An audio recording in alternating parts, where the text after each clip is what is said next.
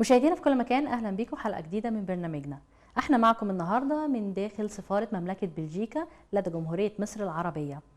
العلاقات المصرية البلجيكية هي علاقات تاريخية بترجع إلى أربعينيات القرن الماضي، وده طبعا نتيجة للموقع الإقليمي اللي بتتميز به كلتا الدولتين.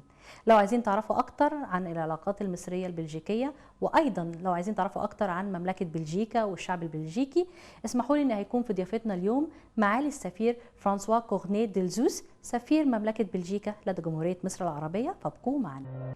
مشاهدينا في كل مكان، بيشرفنا يكون معانا النهارده معالي سفير مملكة بلجيكا لدى جمهورية مصر العربية، معالي السفير فرانسوا كورني ديلزوس.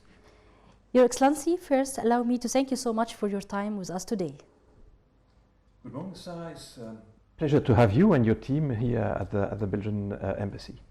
Your Excellency, at the beginning we would like to know more about your main diplomatic stations before coming here to Egypt. So can you please tell us about it? Yes, well, it's beginning to become a reasonably long career. As many Belgian diplomats have double specialization. One is Central Africa, which was one of our areas of interest, and the other one is Europe. I have been very much involved in all the functions on foreign relations of the European Unions. I also have a specialization in Middle East because I have been posted as a first posting to Iran, and then here in Egypt. And how about talking now about the Kingdom of Belgium? We'd like to know more about its geographic nature and the borders of the country. Look, Belgium is small. It's 30,000 square kilometers. It's reasonably densely populated because we are 11 million, but 11 million at the same rate is the size of Giza, of course. It's flat, it's pancake flat, it's as flat as the delta, and our highest point in the whole country is 600 meters, including a television antenna, which means we are in the very heart of Europe. So at the crossroad of all motorways, ports, airfields. So we are really in the center of the main, I would say, industrial zone of northern Europe, which make it a country that's open to all winds. Being in the middle between Germany and Holland, and especially in this spot, what makes the influence on people themselves because of this central place they are in already? Well, we basically speak plenty of language with always a slight Belgian accent, I must confess. And we are basically open a little bit to all influences. That doesn't mean that it means that we don't have really, as the Egyptians, a profound Belgitude. We are not distinctive because we are so open to everybody. But we are basically northern Europeans, a bit like the French, a bit like the Germans. What distinguishes the Belgian industry? We do plenty of things. We are basically subcontractors for all the big companies which are located in the countries around us. We have a very active sector, for example, in pharmacy. Many of the vaccines against COVID, for example, were produced in Belgium, under different brands, of course, but produced in Belgium. We've got, of course, with Antwerp, the biggest petrochemical cluster in the world, after Dallas, I think, in America, but we are the second biggest petrochemical cluster. And then we've got plenty of, we are active in all sectors. Not a lot of big industry companies, but lots of middle-sized, very specialized, very effective industrial production. And then, of course, Brussels, as you know, is the center of the European Union. So it is a big tertiary hub for meeting places, diplomatic activities, press activity. That's it. And then we've got, of course, good agriculture. We've got plenty of cows, of milk, of wheat. We've got very active on this. I'm myself from an agricultural region, so we produce, my family produce wood and agriculture.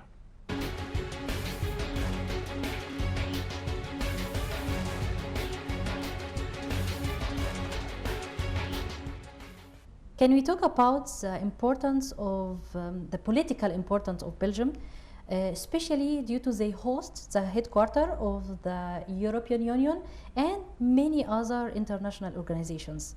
So can we talk about it more? Yes, certainly. First, Belgium, as a country, is an important country. I mean, we are not a small country. We are a middle-sized country with a big GDP, probably around the 20th most potent country economically in the world. So this is, as such, Belgium is a power. Then, yes, we are at the center of Europe, which means we have European Union based in Brussels, but we also have NATO and scores of little petty national organization about postal stamps and all this kind of thing.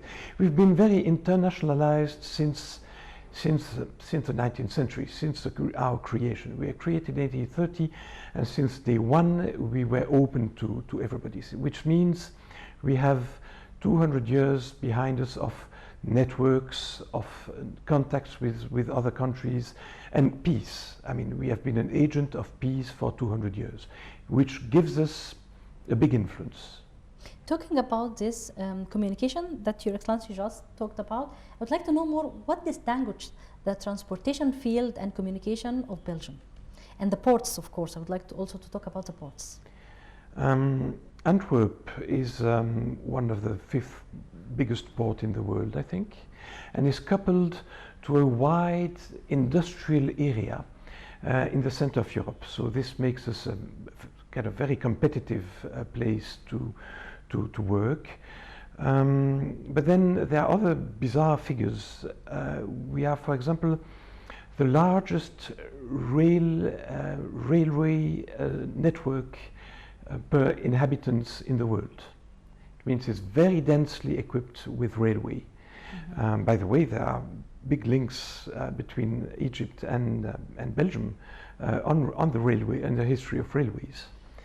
The history of railways and architect and also tourism. We're going to talk about all these fields, of course. Later. Of course, we need to talk about it. But yes, we've got, as far as communication is concerned, we've got probably the densest network of motorways, lit all day. So it's all night. Mm-hmm. For example, on this transport, we are really transport hub, which of course is not very nice for the landscape. But it's extremely effective to make Europe meet in Belgium. And Your Excellency, how about the field of architecture and construction? The Belgian companies, they are here to be the top in this field. Can you please tell us more about the main projects they were in, especially for the countries around them? Well, I've got a very, very easy example, and it's the Grand Egyptian Museum. Yeah. Which is built by an interesting company, Bessix, which has built a lot of the skyline of Cairo, by the way, with the grand hotels along the Nile. And it's a very good, interesting company because it's a joint Egyptian-Belgian company. It's 50-50, it's a joint venture. And they are probably the top building company in the Middle East, making the biggest buildings in the Middle East. So it's a proudness, and they are working actually very, very well together. So it's a proof that the business culture between Egypt and Belgium actually works very well. Another example is, of course, the Baron Empin Palace. Mm-hmm. And Heliopolis. Heliopolis was a gigantic a project that was built by the Belgian companies of Baron Empin in the 19th century. And of course, there's a landmark with the Baron Palace in Heliopolis that was Belgian built. The whole Heliopolis was basically Belgian built at the time. And I hear that you already also came back in the renew of the Baron Palace. The Belgian companies came again for the renew of the palace. We contributed financially to the refurbishing of the Baron Palace. We are helping, for example, for the restoration of the basilique. So no, Belgian companies are quite active here in Egypt. But in Belgium, you've got the Atomium, you've got, of course, la Grand Place of Brussels, the market square of Brussels, with this extraordinary Baroque architecture. And actually, in every small town in Belgium, you find the town palace, the town hall, which is normally a beautiful Baroque thing, and the communal tower, the beffroi, as we say. It's the tower that embodies the freedom of the city. And they are beautiful, normally beautiful architecture. So there was this very typical Dutch-Belgian Renaissance architecture. There's also in the 19th century, of course, the Art Nouveau architecture, you know, the kind of very round-shaped, very attractive architecture. This was also born in Brussels. So we built a lot in not only bridges and motorways, but also buildings. And as it's a very crammed and small country, when people had money, they would destroy their old house and build a new one, which means that you've got all kinds of different styles in Belgium. Of course, to the detriment of I would say, it's not as dignified as Paris, for example, but it's much more interesting because it's very diverse.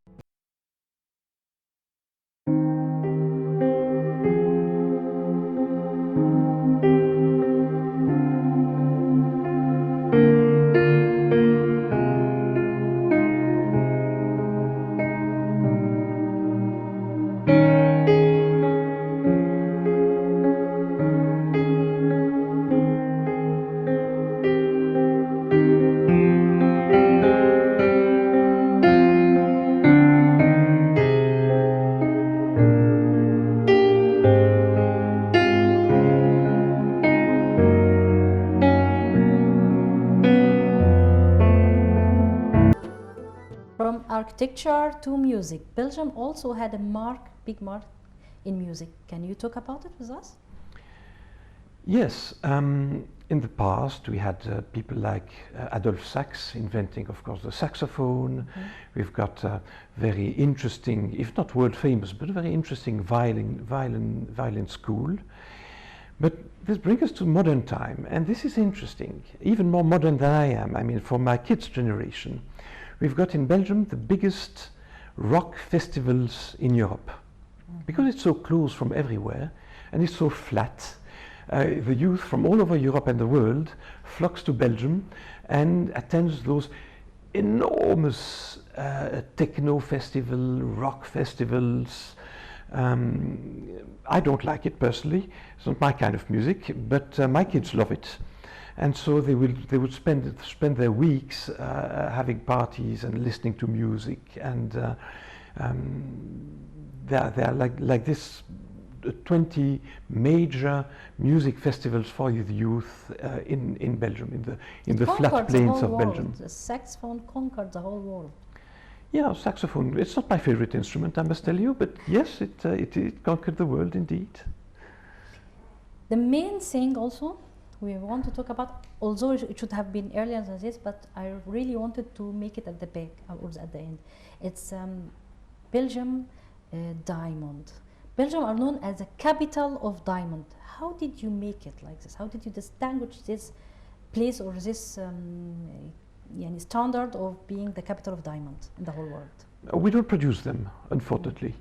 The fact is that it happens in Antwerp. Antwerp was historically the home of a big Jewish community because it was a very tolerant city. And so those people came here, traded here, and established themselves here. And with the time, they were also cutting diamonds. And that's why it stayed there, because it's so easy, because it's so central.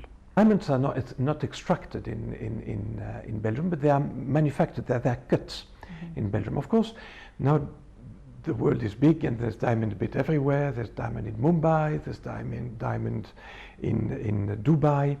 But the finest cut, the highest paid, I must say, specialists, are still in Antwerp.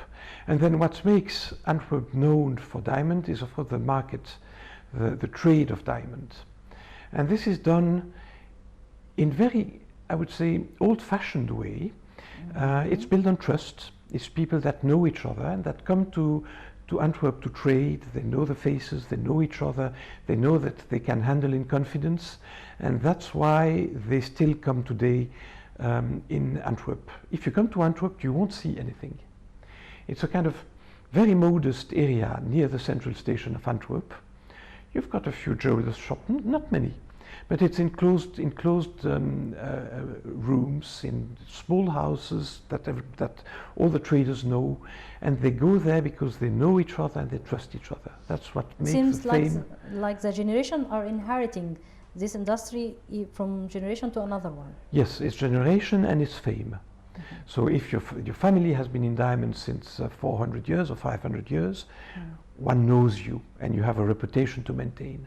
And that's what makes the strength of Antwerp as a diamond city. But it's not a glittering